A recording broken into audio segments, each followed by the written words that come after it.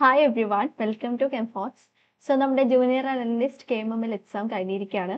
എല്ലാവർക്കും എക്സാം നന്നായിട്ട് എഴുതാൻ പറ്റിയെന്ന് വിശ്വസിക്കുന്നു. സോ ഈ ഒരു വീഡിയോ എന്ന് പറയുന്നത് നമ്മളൊരു ഷോർട്ട് റിവ്യൂ അതുപോലെ എക്സ്പെക്ട് ചെയ്യാൻ പറ്റുന്ന കട്ട് ഓഫിന്റെ ഒരു റേഞ്ച് ആണ് പറയാൻ പോകുന്നത്.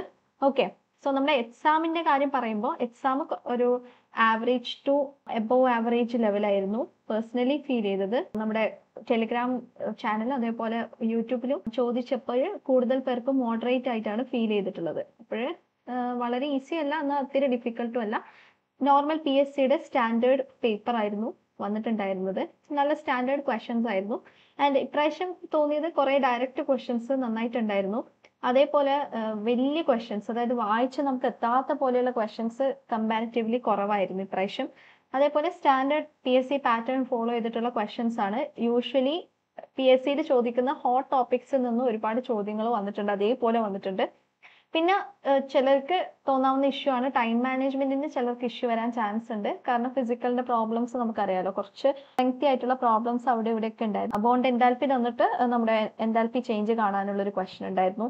അങ്ങനെ ഒന്ന് രണ്ട് ക്വസ്റ്റ്യൻസ് അതേപോലെ സമയം കൺസ്യൂം ചെയ്യുന്ന പോലത്തെ ക്വസ്റ്റ്യൻസ് ആയിട്ട് തോന്നിയിട്ടുണ്ടായിരുന്നു. പിന്നെ ചോദിക്കാത്ത ഭാഗത്തു നിന്നും ഇപ്രാവശ്യം കുറച്ച് പ്രോബ്ലംസ് കാണാൻ പറ്റിയിട്ടുണ്ട്. നമ്മുടെ ജൂൾ തോംസൺ കോഎഫിഷ്യന്റ് റിലേറ്റഡ് ആയിട്ടുള്ള ഒരു പ്രോബ്ലം വന്നിട്ടുണ്ടായിരുന്നു.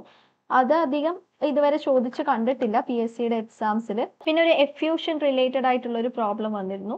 അങ്ങനെ ഒന്ന് രണ്ട് പ്രോബ്ലംസ് കുറച്ച് സമയം കൺസ്യൂം ചെയ്യുന്ന പ്രോബ്ലംസ് ആയിട്ട് ഫീൽ ചെയ്തു. നമ്മുടെ ക്വസ്റ്റ്യൻസിലേക്ക് വരുമ്പോഴേക്കും ക്വസ്റ്റ്യൻസ് നമ്മൾ സാധാരണ വെറും പെരിഫറലായിട്ട് പഠിക്കുന്നത് കൂടാതെ അതിന്റെ ഇൻഡെപ്ത് ആയിട്ടുള്ള ക്വസ്റ്റ്യൻസ് ആക്ച്വലി വന്നിട്ടുണ്ട്. പല ക്വസ്റ്റ്യൻസിലും നമുക്കത് എന്താന്ന് കറക്റ്റ് ആയിട്ട് അറിഞ്ഞാൽ മാത്രമേ അത് ചെയ്യാൻ പറ്റൂ എന്നുള്ള രീതിയിൽ വന്നിട്ടുണ്ടായിരുന്നു. അതായത് ഇപ്പം ഓർഗാനിക്കിന്റെ റിയാക്ഷൻസ് ആണെങ്കിലും ചിലത് മെക്കാനിസം ഇൻവോൾവ് ആയിട്ട് തന്നെ ചോദിച്ചിട്ടുണ്ടായിരുന്നു ചിലത്. ഓക്കെ, ഇനി ഇൻഡിവിജ്വലി ടോപ്പിക്സ് എടുക്കുമ്പോഴേക്കും ഇനോർഗാനിക് കമ്പാരിറ്റീവ്ലി ഈസിയും അതേപോലെ ഡയറക്റ്റ് ക്വസ്റ്റ്യൻസ് ആയിട്ടാണ് തോന്നിയിട്ടുണ്ടായത്. ഓർഗാനിക്കിൽ നിന്ന് കുറെ ഡയറക്റ്റ് ക്വസ്റ്റ്യൻസ് ഉണ്ടായിരുന്നു, ബട്ട് കുറച്ച് പുതിയ ടൈപ്പ് ക്വസ്റ്റ്യൻസ് കണ്ടു. അതായത് സ്ട്രക്ചേഴ്സ് തന്നിട്ട് തന്നെ നെയിം റിയാക്ഷൻ ബേസ്ഡ് ആയിട്ടുള്ള ക്വസ്റ്റ്യൻസ് ഇപ്രാവശ്യം നമുക്ക് കൂടുതൽ കാണാൻ പറ്റുന്നുണ്ട്. സാധാരണ അത്ര കോമൺ ആയിട്ട് കാണാത്ത ഏരിയാസിൽ നിന്നും ആക്ച്വലി ക്വസ്റ്റ്യൻസ് വന്നിട്ടുണ്ടായിരുന്നു ഓർഗാനിക്കിന്റെ റിയാക്ഷൻസ് ബേസ് ചെയ്തിട്ട്.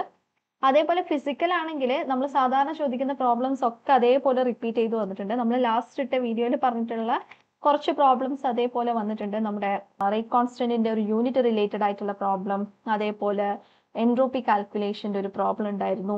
അതൊക്കെ കമ്പാരിറ്റീവ്ലി എളുപ്പമാണ്. പിന്നെ അരീനസ് ഇക്വേഷൻ റിലേറ്റഡ് ആയിട്ടുള്ള ഒരു പ്രോബ്ലം ഉണ്ടായിരുന്നു. പിന്നെ ചില പ്രോബ്ലംസ് ഞാൻ നേരത്തെ പറഞ്ഞ പോലെ കുറച്ച് ടൈം കൺസ്യൂമിങ് ആയിരുന്നു. ചിലർക്ക് ടൈം മാനേജ്മെന്റ് ഇഷ്യൂസ് വരാൻ ചാൻസ് ഉണ്ട്.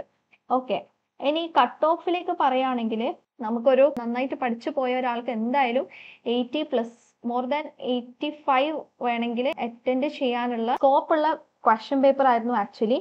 സോ ഇതിൽ നമുക്ക് അത്യാവശ്യം കട്ട് ഓഫ് പ്രതീക്ഷിക്കാം. എന്തായാലും ഒരു 60 to 65 റേഞ്ചിലും അതിന് മുകളിലും ചിലപ്പം പ്രതീക്ഷിക്കാം. നമുക്കറിയാലോ കട്ട് ഓഫ് എന്ന് പറയുന്നത് ഓരോ എക്സാമിന്റെ എഴുതുന്ന കുട്ടികളുടെ എണ്ണം, നമ്പർ ഓഫ് സ്റ്റുഡൻസ് എഴുതുന്നതും അതേപോലെ തന്നെ അതിലുള്ള വേക്കൻസി, അതേപോലെ എക്സാമിന്റെ ഡിഫിക്കൽട്ടി ലെവൽ, പിന്നെ എല്ലാവരെയും പെർഫോമൻസിന് ഡിപ്പെൻഡ് ചെയ്തിരിക്കും. സോ അതുകൊണ്ട് തന്നെ നമുക്കൊരു ക്ലിയർ ഷോട്ട് കട്ട് ഓഫ് പറയാൻ ബുദ്ധിമുട്ടാണ്. പക്ഷെ എന്നാലും നമുക്ക് പ്രീവിയസ് ട്രെൻഡ് അനുസരിച്ച് ഈ ഒരു റേഞ്ചിൽ നിങ്ങൾക്ക് എന്തായാലും കട്ട് ഓഫ് പ്രതീക്ഷിക്കാം. ഓക്കെ, ഇനി വരാനിരിക്കുന്ന എക്സാം നമ്മുടെ അനലിസ്റ്റ് കെയർഓഫിഡ് അതേപോലെ HSA ഫിസിക്കൽ സയൻസ് വരുന്നുണ്ട്. ആൻഡ് അനലിസ്റ്റ് കെയർഓഫിഡിന് മിക്കവാറും ഈ ഒരു സിലബസ് സെയിം സിലബസ് ആയിരിക്കും വരാൻ പോകുന്നത്. അപ്പം നിങ്ങൾ പഠിച്ച ആൾക്കാരാണെങ്കിൽ അത് വിട്ടുകളയരുത്, അത് അങ്ങനെ കണ്ടിന്യൂ ചെയ്യാം. ഇനിയുള്ള എക്സാംസിനും നന്നായിട്ട് പ്രിപ്പയർ ചെയ്യാം. Okay, so thank you so much for watching. നിങ്ങൾക്ക് എക്സാം എങ്ങനെ അനുഭവപ്പെട്ടു എന്നുള്ളതും കൂടി കമന്റ് ചെയ്യാം. Okay, so bye.